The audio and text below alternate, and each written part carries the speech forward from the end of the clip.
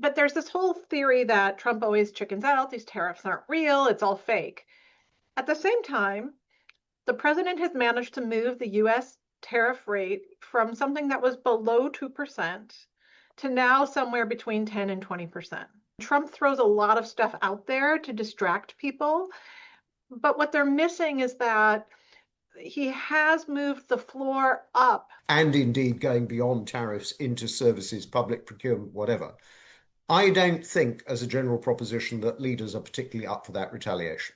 This is linked with a much wider set of concerns. We had the NATO summit in June, and everybody saw how that panned out and what the Europeans were prepared to do to abase themselves to demonstrate Trump that it was still worth investing in European security architecture. My point is, at leader level, this is a wider game than just a kind of a tariffs game and a trade policy game. US companies can come in and ask for products to be included in the tariffs.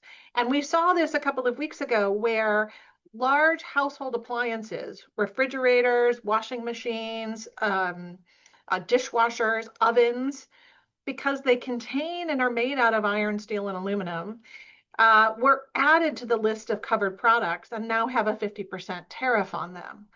So that is an incredible expansion of these the use of these 232s. They now know that in the deals that the US is doing with third countries, they are in part the target of those deals. They've seen that already with the UK, and they reacted very negatively, as we discussed in the call last time, to the elements in the deal which were really about cutting China out of the supply chain.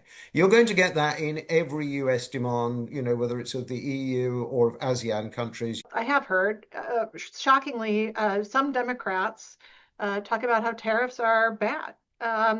But most of them are talking about how tariffs should be more surgical, more strategic, but still talking about tariffs as a tool that both parties will rely on.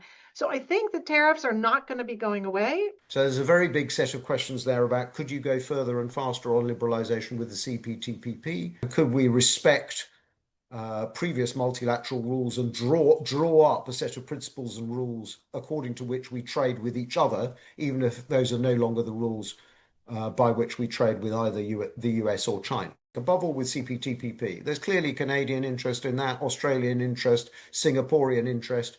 The EU is pondering it.